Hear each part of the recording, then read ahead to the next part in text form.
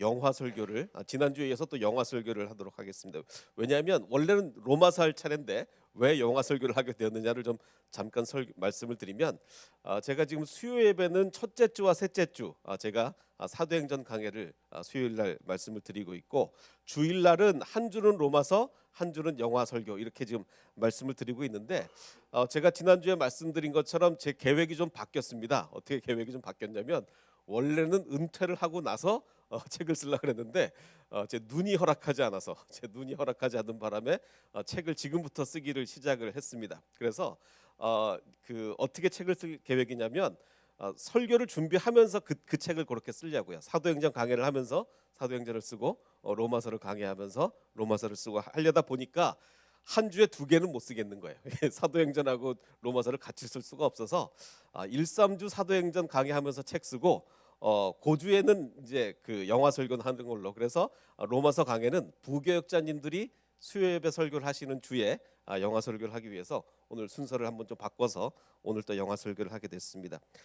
제 계획은 그렇습니다. 이 책을 써서 이제 판매하는 게 아니고, 우리 돈 없는 신학생들이 좀 편하게 볼 수 있게 PDF로 만들어서 무료로 이렇게 다 나눠드릴 계획이거든요. 돈으로 이제 팔 계획은 없는데, 그래서 이제 그 신학생들 이제 좀 자유롭게 볼 수 있게 무료로 나눠드리면서 매주 좀 이렇게 공개를 해서, 제 계획은 그동안 우리 그 온라인 성도님들 이제 줌 모임 하고 있었는데, 공개한 PDF로 이렇게 독서 모임식의 형태로 줌 모임을 해볼까 지금 준비하고 있습니다. 곧 나중에 기회가 있을 때 좀 자세히 말씀을 드리고요.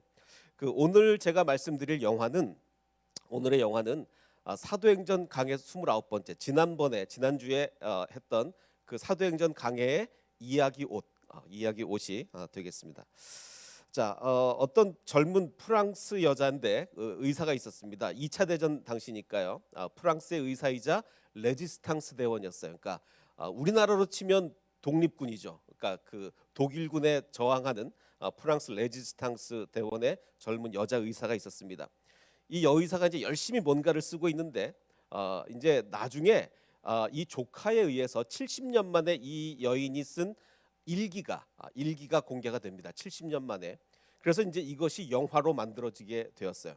프랑스 영화인데, 그래서 이제 근데 일기가 완전히 자세히 써져 있는 건 아니라서 약간의 살을 붙여서 이제 영화를 만들게 되었는데, 이 여인의 일기의 내용은 이렇습니다. 1945년 이야기입니다. 폴란드에서 있었던 이야기인데, 지금 이 여자가 이제 그 레지스탕스 대원이자 이제 의사로서 그 폴란드에서 근무를 하고 있었는데, 수녀가 한 명 찾아오게 됩니다. 수녀. 오늘은 이제 수녀원에서 있었던 일인데, 물론 이제 제가 나중에 이제 그 카톨릭 신앙과 우리 개신교 신앙이 어떻게 다른지, 또 어떻게 무슨 차이가 있는지는 제가 나중에 종교 개혁사 할 때 말씀을 드리도록 하고, 오늘은 뭐 천주교 여기에 너무 관심을 가지지 마시고 그냥 오늘 이야기에 집중을 해주시면 되겠습니다. 폴란드에서 있었던 일입니다. 어떤 수녀가 급하게 이 의사를 찾아옵니다. 여자가 한 명 죽어가고 있다. 수녀가 죽어가고 있다. 와서 좀 도와달라. 자, 근데 이제 지금 이 여자의 소속은 프랑스 레지스탕스이기 때문에 자기 소속상 이 폴란드 여인을 도와줄 수가 없었던 것 같아요. 그래서 내가 지금 도와줄 수가 없는 상황이니까 폴란드 적십자에 이야기를 해라. 폴란드 적십자에. 근데 이제 폴란드 적십사에는 얘기할 수가 없는 거예요. 사정이 그랬습니다. 나중에 이제 아시게 될 텐데, 폴란드 당국이 알면 안 되는 일이었어요. 자, 그래서 이제 근데 내가 지금 내 신분상 도와줄 수가 없다. 거절을 했는데, 나중에 보니까 이 수녀가 그 자기 사무실 앞에서 계속 무릎 꿇고 이 추운 겨울에 기도를 드리고 있는 거예요. 그래서 그거를 창밖에서 이렇게 바라보고 있다가, 이거 안 되겠다, 몰래라도 가서 도와줘야 되겠다라고 해서 그 수녀원을 방문을 하게 됩니다. 자, 갔더니 어떤 일이 벌어졌느냐? 자, 갔더니 한 수녀가 임신을 했던 거예요. 임신을 해서 곧 이제 해산할 날이 다가왔던 겁니다.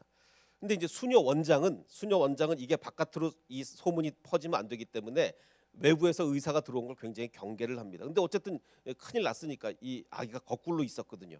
그래서 아기가 거꾸로 있다, 이거 잘못하면 이 여인이 큰일 나니까 수술을 해야 되겠다라고 해서 혼자서 이제 밤새도록 수술을 해서 아기를 이렇게 무사하게 꺼내게 됩니다. 그리고 이제 밤을 새고 이제 그 다음 날 출근을 했어요. 출근을 하니까 수술을 하는데 맨날 실수하죠. 밤을 꼬박 샜으니 자꾸 실수를 하니까 동료 의사가 당신 밤에 뭐 했길래 이렇게 맨날 실수를 하냐, 당신 차라리 집에 가라, 막 이렇게 핀잔까지 듣고, 그러면서도 지금 이 여인은 이 여자 의사는 계속 이 수녀원이 신경이 쓰여서 다시 수녀원에 들어가게 됩니다.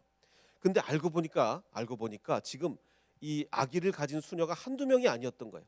계속 한 명씩 한 명씩 아이를 임신해가지고 쓰러지고 있습니다. 그래서 도대체 이게 무슨 일이냐, 어떤 일이 벌어졌길래 이렇게 됐느냐 해가지고 수녀 원장을 찾아가게 됩니다. 그러자 원장이 이런 말을 하게 됩니다. 이게 지금 2차 대전 때잖아요. 지금 우크라이나에서 전쟁이 벌어져 있는데 똑같은 일이 벌어지고 있는 거예요. 더 심한 일이, 이 처음에는 독일군이 수녀원을 점령을 하면서 며칠 동안 독일군이 머물면서 진짜로 몹쓸 짓을 한 거예요. 아니 어떻게 사람의 탈을 쓰고, 이 독일은 이게 또 개신교 국가 아닙니까? 이 하나님을 믿는 나라가 독일인데 이 독일군들이 이 수녀원에 머물면서 진짜 몹쓸, 이 사람이 해서는 안 될 짓을 한 거예요. 근데 독일군이 지나가고 나서 그 다음에 또 누가 왔느냐? 러시아군이 온 거예요. 러시아군이. 그래서 이 폴란드 이 수녀원에서 정말 몹쓸 짓을 한 거예요. 그러니까 수녀들이 그렇게 많은 수녀들이 정말 불행하게도 아기를 가지게 된 겁니다. 자, 그러면서 이제 이 수녀 원장은 이렇게 얘기를 합니다. 지금 이 사실이 사람들에게 알려지면, 자, 근데 사람들에게 알려지면요, 이 사람들이 참 악합니다. 이렇게 되면 수녀들을 위로하고 군인들을 손가락질하는 게 아니라 우리를 손가락질한다. 우리를 손가락질을 하게 되고, 우리 수녀원은, 그래서 아까 이 폴란드 적십사에는 못 알리는 거예요. 그래서 우리는 수녀원을 문을 닫을 수밖에 없다. 그럼 이제 이 여기 있는 수녀들 다 어떡할 거냐? 그래서 우리는 이걸 몰래 지금 이렇게 할 수밖에 없다. 좀 이해해 달라. 이렇게 수녀 원장이 이야기를 합니다. 자, 여러분들 이 사람들의 마음을 어떻게 생각하십니까? 사람들이요, 군인들로 물론 손가락질을 하는데, 이 수녀들을 손가락질 한다니까, 진짜라니까요. 우리나라에도 이런 일이 있었습니다.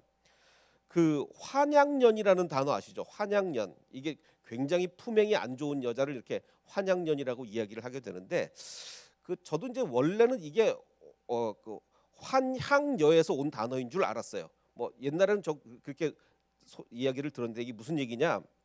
이 병자호란 때 청나라 사람들이 우리나라 여자들 다 끌고 갔잖아요. 여자들을 막 많이 끌고 갔는데, 자, 끌려가자 이제 우리 조선의 사람들이 그 돈을 주고 데려옵니다. 끌려간 여자들을 돈을 주고 데려오는데 유부녀들도 많이 있었단 말이에요. 자, 그러면 남편이 돈을 내고 데려왔을까요? 아니요. 남편들은 안 데려왔습니다. 친정에서 친정 식구들이 돈을 내고, 남편은 이제 더 이상 끌려갔으면 그만이고 이 여인을 되돌려오지 않는 거예요. 친정 식구들이 돈을 내서 데리고 왔어요. 자, 근데 자, 이제 여기서 이제 저는 어떻게 알고 있었냐면, 고향으로 돌아왔잖아요. 고향으로 돌아와서 고향으로 돌아온 여자다. 그래서 환향여라고 불렀는데 사람들이 손가락질을 했어요. 그래서 왜냐면 순결을 잃었다 이거죠. 참이 너무너무 사람들이 어떻게 이렇게 악합니까? 여자가 뭐 본인이 스스로 갔습니까? 끌려간 건데 사람들이 이 여자들을 손가락질했단 말이에요. 그래서 제가 여태까지 알기로는 환향여에서 환양년이 나왔다 이렇게 알고 있었는데, 그래서 이번 설교를 준비하면서 제가 이제 조사를 좀 해봤거든요. 그래서 논문을 하나 찾아보니까 그게 아니더라고요. 환향여에서 나온 게 아니라 이게 뭐 만주어 하양에서 나왔다는, 뭐 근데 그게 중요한 게 아니고, 나중에 논문 재밌더라고요. 한번 읽어보세요. 그 예, 아니 뭐 재밌다는 게 그렇게 재밌다는 게 아니라 이제 좀 굉장히 잘 쓴 논문이다 그런 얘기죠. 자, 이제 제가 여기서 드리고 싶은 얘기는, 어원이 어쨌든 간에 한국 사람들이요, 분명한 것은 피해자인 그녀들을 손가락질한 건 분명해요. 이 환양녀라는 단어가 여기서 나온 건 아닌 것 같지만 어쨌든 피해자잖아요. 지금 어떻게든지 이 여인들을 위로해주고 정말 손가락질 하려면 그 청나라 사람들을 손가락질해야죠. 어떻게 남의 나라 여자들을 이렇게 끌고 갈 수가 있냐. 근데 끌려갔다가 돌아온 여자들을 손가락질을 했다는, 어떻게 사람들이 이럴 수가 있습니까? 근데 어느 나라 사람이고 다 똑같아요. 우리나라 사람들도 그렇고 지금 이 폴란드 사람들도 그렇고, 이 수녀원 원장이 걱정하는 거는 이 사람들이 우리를 손가락질할 거다. 우린 당한 건데, 피해자인데 우리 이거 수녀원 문 닫을 수밖에 없다. 지금 이렇게 얘기를 하는 거예요.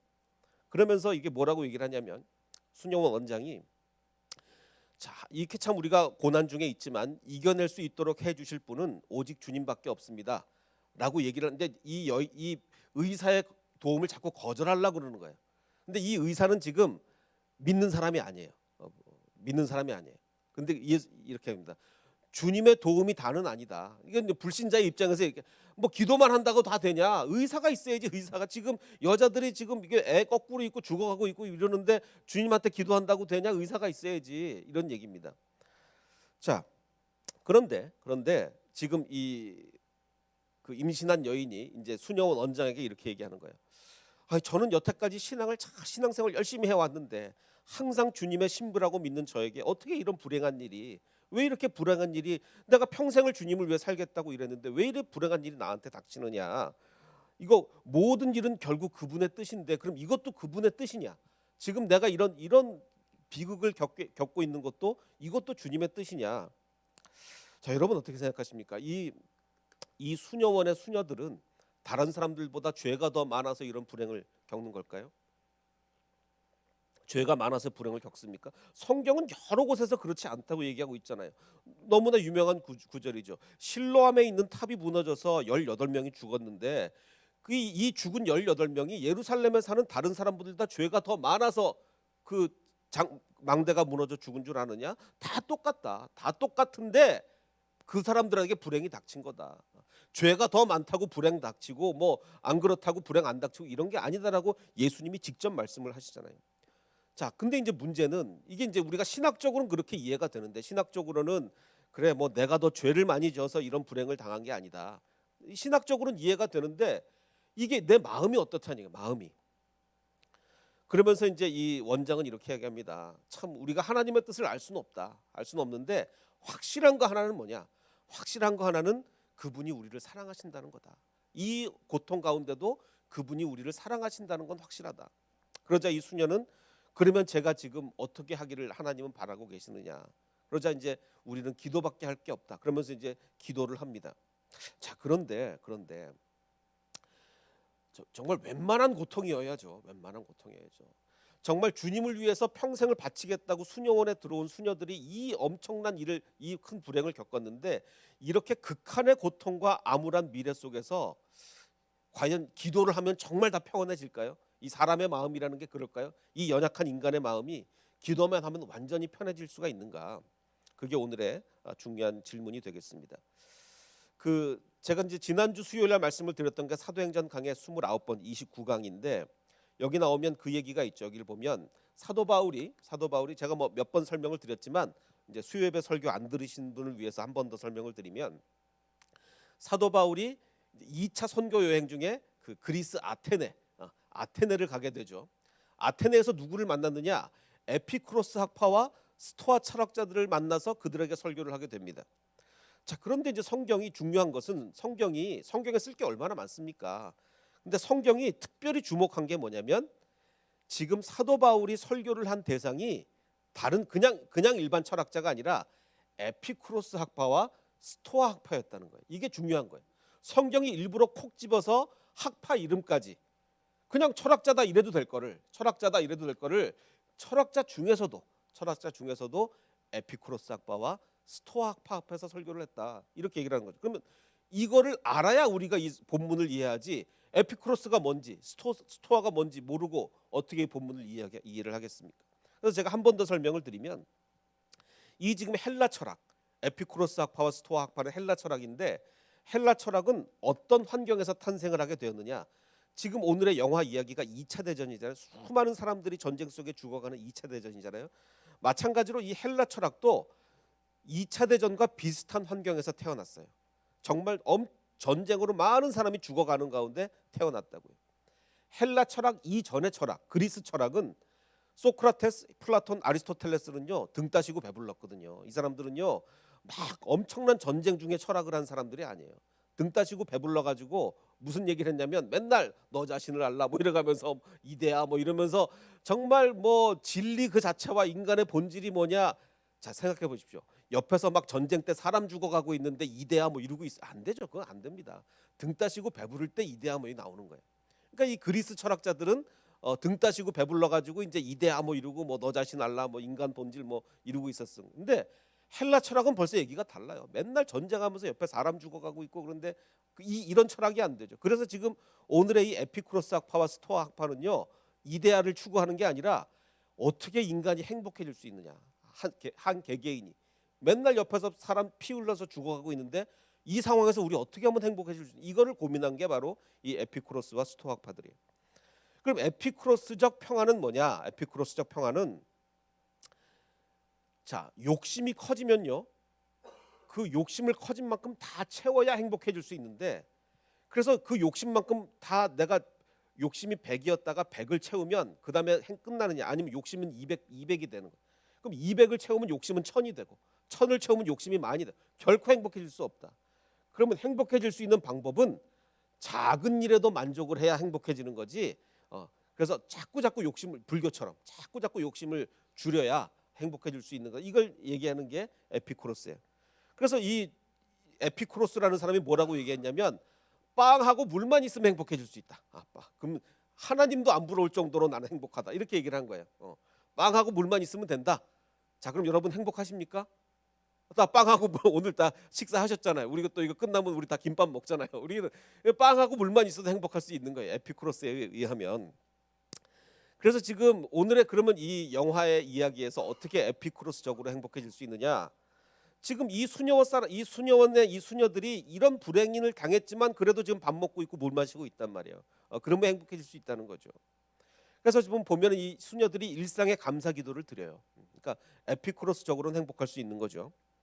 자, 그럼 스토아적으로는 또 어떻게 행복할 수 있느냐? 자, 스토아 철학자들은 이렇게 얘기합니다. 모든 건 다 이미 결정된 거예요. 운명론자 모든 건 다 결정된 대로 가는 거예요. 자, 그러면 우리가 운명을 바꿀 수 있냐? 못 바꾼다 이거예요. 자, 못 바꾸는 상황에서 행복해질 수 있는 방법은 뭡니까? 그냥 받아들이는 수밖에 없다. 받아들여. 그래서 유명한 스토아 철학자 중에 한 명은 노예였는데 노예. 주인이 엄청 괴롭히는 거야. 얼마나 심하게 괴롭혔냐면 다리를 맨날 막 비틀어요. 그러니까 이 사람은 다리를 막 비틀다가 주인님 그러지 마십시오. 그러면 부러집니다. 그러다가 결국은 부러졌어요. 그러니까 거봐요. 부러진다 거라 그랬잖아. 그러니까 그냥 부러지는 걸 받아들이는 거예요. 이거 막 해서 뭐 투쟁해서 뭐 주인은 물러가라 뭐 이런 게 아니라 거봐요. 내가 부러진다 그랬죠. 결국은 부러졌네. 받아들이자. 뭐 이게 이제 이 스토아 학파거든요. 자, 그러면 이 스토아적으로 이 수녀들이 그러면 평안을 얻을 수 있는 방법은 뭡니까? 강간범의 아이를 가졌다는 사실을 그냥 받아들이는 거예요. 받아들여. 뭐 이게 이미 벌어진 거고 이거는 내가 바꿀 수 없는 거예요. 받아들이는 거예요. 자, 그래서 모든 일은 결국은 그분의 뜻이다 이렇게 이 수녀들이 이제 받아들이려고 하는데 자 보십시오. 이제 문제는 에피쿠로스 좋고 스토아 좋은데 사람이 정말 이렇게 평안해질 수 있냐는 거예요. 정말 빵하고 물만 있어도 정말 우리는 평안될 수 있을까요?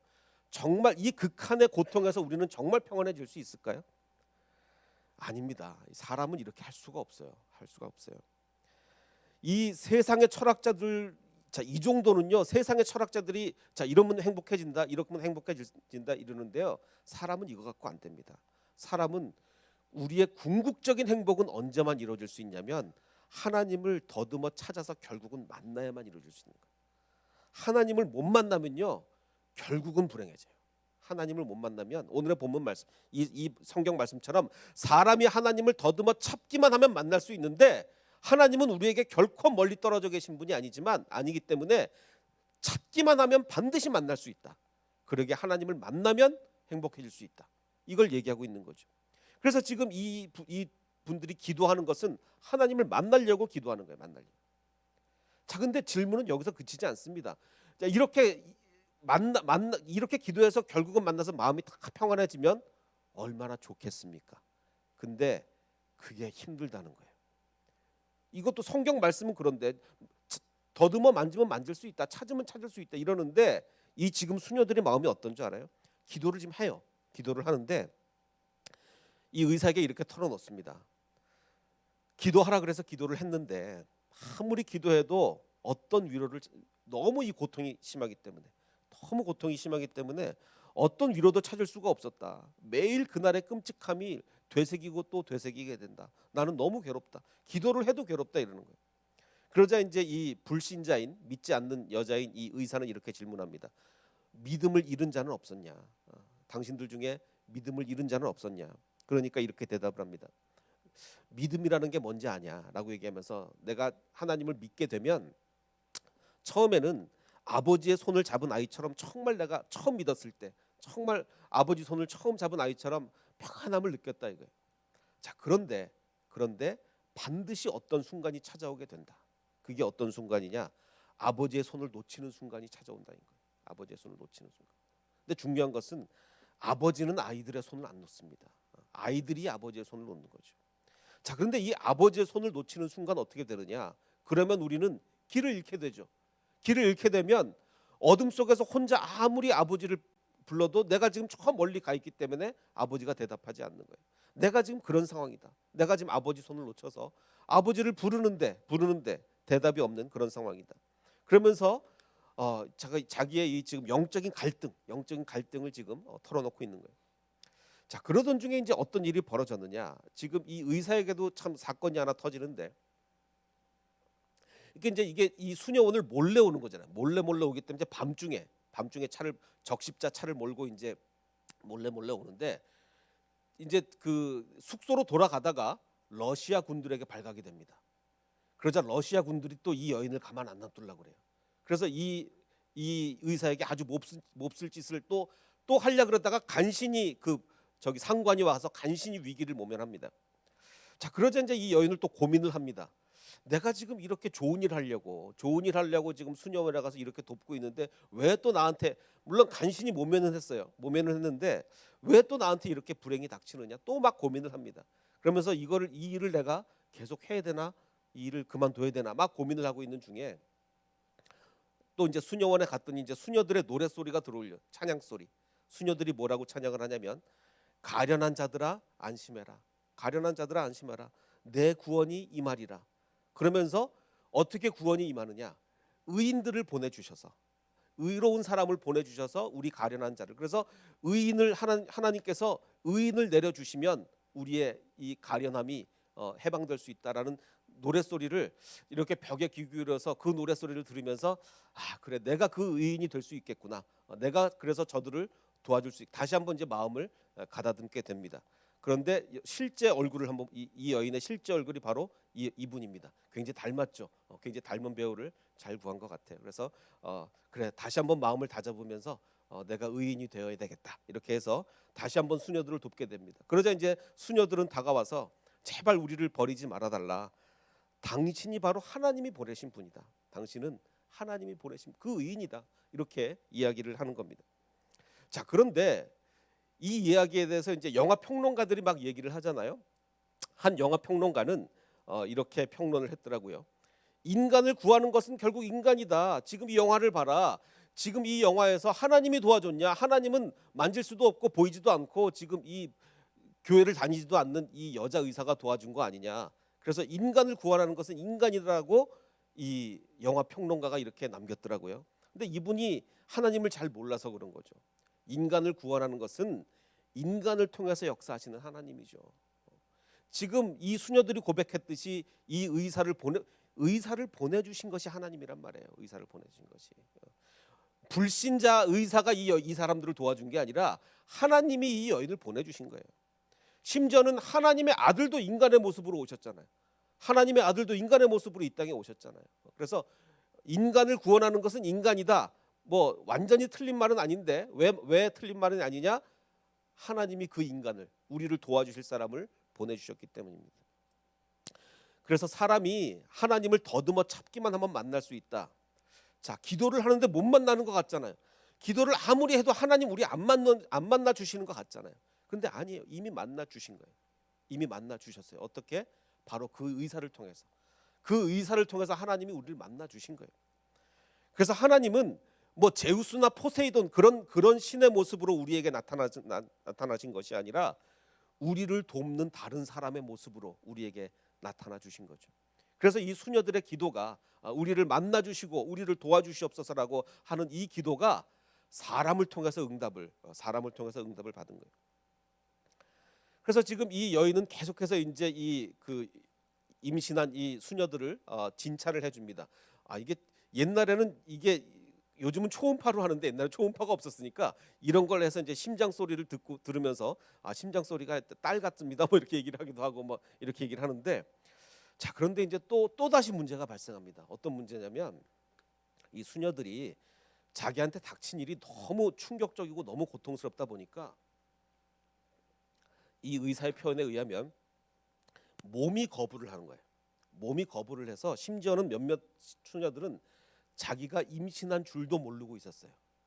이 몸 자체가 그걸 거부를 하기 때문에 임신한 줄도 모르고 있다가 혼자서 갑자기 아기를 낳아버린 거예요.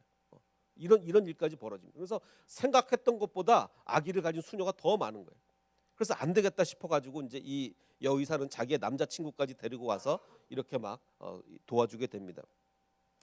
자 이제 또 이제 문제가 있어요. 뭐가 문제냐면 자 이제 아기가 태어났어요. 이 아기를 어떻게 할 겁니까? 수녀원에서 아기를 어떻게 키우죠? 자 그래서 이제 이 아기 엄마에게 이 부원장이 이렇게 얘기합니다.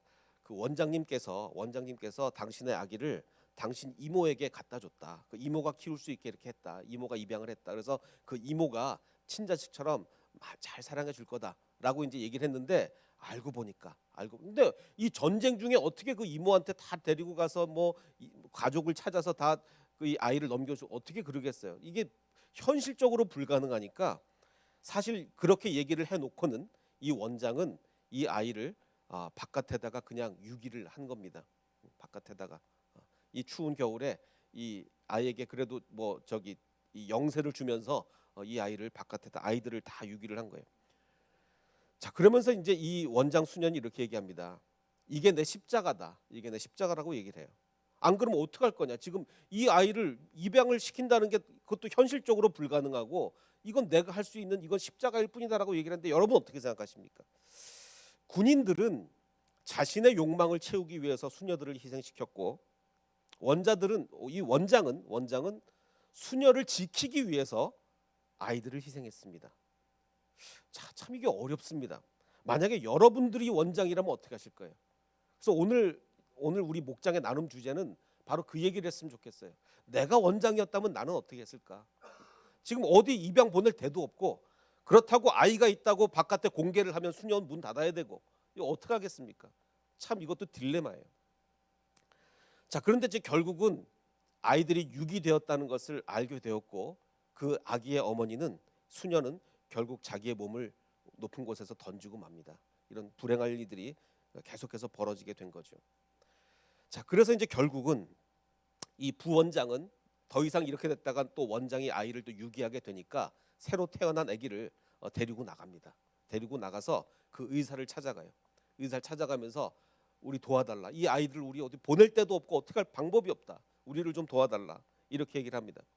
그러자 이제 이 의사는 고민하다가 내가 한 가지 좋은 방법이 생각이 났다라고 얘기합니다. 그 방법이 뭐냐면 그래서 결국 이제 수녀원을 찾아갑니다. 수녀를 찾아가는데 이 수녀들이 식사를 하고 있었어요. 근데 보니까 수녀들은요, 이 수녀님들은 식사를 할 때도 서로 대화를 하면서 식사하는 게 아니라 누군가 성경을 막 읽어주고 그 성경을 들으면서 이제 이렇게 식사를 하시더라고요. 이 식사를 하고 있는 시간에 이제 수녀원을 찾아가는데 누구랑 같이 찾아가게 되냐면 이 여의사가 그 고아들을 전쟁이니까 얼마나 고아가 많겠어요. 고아들을 좀 돌봐주고 있었거든요. 그 고아들을 여러 명 데리고 수녀원을 찾아가게 됩니다. 그러면서 수녀들에게 이렇게 제안을 해요. 고아들과 함께 여기서 키우자. 이 수녀원에서 고아들을 다 받아들여 줬다고 하면 그러면 여기서 태어난 아기들이 어디서 태어난 아기였는지 아무도 묻지 않을 거다. 그냥 수녀님들이 고아를 키우는구나라고 넘어갈 수 있을 것이다라고 해서 고아를 키우자고 제안을 하게 됩니다. 그래서 이 수녀원이 결국은 고아들과 함께 어떻게 보면 수녀님은 더 행복해졌어요. 이 고아들을 이렇게 돌보면서. 그리고 이제 이 영화의 마지막 장면은 그래서 이 아이들을 안고 사진을 찍는 걸로 이렇게 영화가 끝나게 됩니다. 이것은 아마 그 실제 사진이겠죠. 그래서 이 영화의 제목은 아뉴스 데이, 하나님의 어린 양이라는 영화에 이게 아마 우리나라 전주 국제 영화제에 초청되었던 작품으로 제가 기억을 하고 있는데 정말 이 그 프랑스 의사가 불신자였어요. 불신자였지만 정말 다른 사람을 위해서 헌신을 했던 이 이야기인데, 그래서 이제 이 실제 주인공입니다. 이 실제 주인공은 지금 이 사건은 1945년 사건이었고, 그로부터 1년 후에 1946년에 교통사고로 사망하게 됩니다. 너무나 참 안타까운 일이죠. 자, 그러자 이제 또 한 가지 의문이, 또 우리는 계속 의문이 들 수밖에 없어요. 왜 의문이 들 수밖에 없냐면, 이 수녀들은 왜 이렇게 끔찍한 일을, 이 수녀들이 뭘 잘못했길래 이렇게 끔찍한 일을 겪었을까? 또 이렇게 생각할 수도 있어요. 아, 그래, 이거는 하나님의 큰 그림이다. 결국은 이 수녀들이 고아들을 받아들여서 정말 이 수녀원이 행복해지지 않았냐. 고통의 기간이 있었지만 결국은 고아들을 받아들였고, 고아들과 함께 잘 생활하게 되는, 이 고아들이 은혜를 누렸잖아요.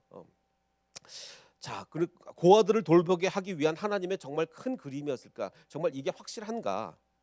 뭐 그랬을 가능성은 굉장히 많지만 또 100% 확실하다고 말씀할 수는 없죠. 근데 또 하나님이 도움의 손길을 보내시려면 정말 믿음이 좋은 사람을 통해서 보내시지, 왜 불신자를 통해서, 불신자인 주인공을 통해서 돕게 하셨을까? 그리고 또 한 가지 의문. 근데 어쨌든 불신자였지만 정말 좋은 일을 한 여인인데, 하나님은 왜 이렇게 허망하게 1년 만에 또 교통사고로 데려가시죠? 우리는 의문이 끊이지 않을 수밖에 없어요. 정말 의문의 의문을, 꼬리를 물고 의문이 날 수밖에 없습니다. 결국은 이게 다 뭐예요? 주님이 보이지 않을 때가 왜 이렇게 많을까? 이거 다 주님이 안 보이는 것, 주님이 안 계시는 것 같잖아요. 이렇게 착한 일을 한 이 주인공이 1년 만에 허망하게 교통사고로 죽었을 때, 이렇게 좋은 일을 했는데 1년 만에 어떻게 그렇게 될 수 있습니까? 주님이 계신 것 같습니까? 안 보이잖아요. 이 수녀들이 뭘 잘못했다고 끔찍한 일을 당합니까? 주님이 눈에 보이지 않잖아요. 사실 이 영화는 이 수녀원 원장을 그렇게 좋게 그리지 않기 때문에 이 대사가 아마 영화 관객은 크게 주의를 기울이지는 않았을 대사 같은데, 이 원장이 한 얘기가 분명히 맞는 얘기예요. 우리가 사실 아는 건 아무것도 없어요. 왜 이렇죠? 왜 이런 일이 벌어지죠? 왜 이런 불행이, 왜 이런 안 좋은 일이? 우리가 답할 수 있는 건 아무것도 없어요. 답할 수 있는 건 아무것도 없는데, 정말 확실한 게 하나 있죠. 정말 확실한 거 하나는, 그래도 하나님은 우리를 사랑하신다. 그래도 하나님은 우리를, 근데 이렇게 또 얘기하죠. 그런데 그 사랑을 우리가 어떻게 느끼냐고 이렇게 얘기할 수밖에 없잖아요. 그러면 또 한 가지 확실한 게 있어야 돼요. 그게 뭐냐면 오늘 욥기 본문 말씀입니다. 욥이 그렇게 질문할 때, 욥이 도대체 나한테 이런 일이 왜 생기느냐 이렇게 얘기를 할 때, 폭풍이 몰아치는 가운데 주님이 이렇게 대답을 하시죠. 나 하나님이 땅에 기초를 놓을 때 네가 거기 있기라도 했느냐? 네가 그처럼 많이 알면 내 물음에 한번 대답을. 네가 지금 계속 나한테 질문을 쏟아놓는데 네가 아는 게 뭐냐? 내가 이 새 천지를 창조하고 세상을 창조할 때 너는 어디 있었느냐? 너는 그 방법이나 알기나 하느냐? 사실 우리가 질문을 막 쏟아놓을 때가 언제 질문을 쏟아놓죠? 주님이 안 보일 때, 고난당하고 힘들고 주님이 보이지 않을 때 우리는 막 주님을 향해서 질문을 쏟아놓는 거예요. 그런데 그 하나님은요, 그 질문에 답을 안 하세요. 왜? 그 질문의 답이 너무나 심오한 답이기 때문에 얘기를 해줘도 우리가 모르는 거예요. 천지 창조를 하나님이 얘기해 주시면 우리가 알아듣겠습니까? 도대체 이 세상이 어떻게 창조되었는지, 정말 이 우주의 법칙이 어떻게 이 법칙이 창조되었는지 얘기를 해 주시면 우리가 알아듣겠습니까? 못 알아듣잖아요. 이 수녀가 이렇게 비극을 겪은 거, 이 주인공이 이렇게 비극을 겪은 거, 하나님은 답이 있으시죠. 하나님은 답이 있으신데 그 답을 우리한테 얘기해 주시면 우리가 알아듣겠습니까? 못 알아듣잖아요. 못 알아들으니까 우리는 그냥 주님이 옆에 안 계시는 것처럼 느낀 거예요. 그래서 하나님은 욥에게도 계속 얘기하시는 거예요. 누가 이 땅을 설계했는지 너는 아느냐? 누가 그 위에 측량줄을 띄웠는지 너는 아느냐? 무엇이 땅을 버티는 기둥을 잡고 있느냐? 누가 땅에 주춧돌을 놓았느냐? 너는 아느냐? 너는 모르잖아. 그렇기 때문에 내가 너한테 지금 이 질문을, 네가 지금 수도 없이 쏟아놓는 그 질문을 내가 너한테 설명을 해줘도 너는 지금 못 알아듣는다. 그러니 어떻겠니? 너는 그저 내 사랑을 느껴달라. 내가 너를 사랑하는 것을 느껴달라고 얘기해 주는 거잖아요. 그래서 아까 우리 불렀던 찬양 있죠. 우리가 힘들고 지치고 낭망하고 넘어질 때요, 그냥 우리는 하나님을 느끼는 수밖에 없어요. 우리가 질문을 하면요, 아주 명쾌한 답이 돌아오는 게 아니에요. 절대로 명쾌한 답이 안 돌아옵니다. 우리는 그냥 주님 믿습니다. 내가 주님의 아들인 것을 믿습니다. 주님께서 나를 위해서 돌아가셨음을 믿습니다. 그리고 내 손을 끝까지 잡아주심을 믿습니다. 그러니 내가 주님을 끝까지 따라가겠습니다. 우리는 그 방법밖에 없어요. 그래서 제가 오늘 여러분께 이 영화를 통해서 말씀드리고 싶은 것은, 우리가 내 질문에 주님께서 답을 해주시지 않아도, 정말 내 궁금증이 계속 풀리지 않아도 우리는 분명한 게 한 가지가 있습니다. 하나님이 우리와 함께 하신다는 거, 우리를 사랑하신다는 거, 우리 손을 붙잡고 계시다는 그 사실을 믿고 나아가는 저와 여러분이 되시기를 주님의 이름으로 축원합니다.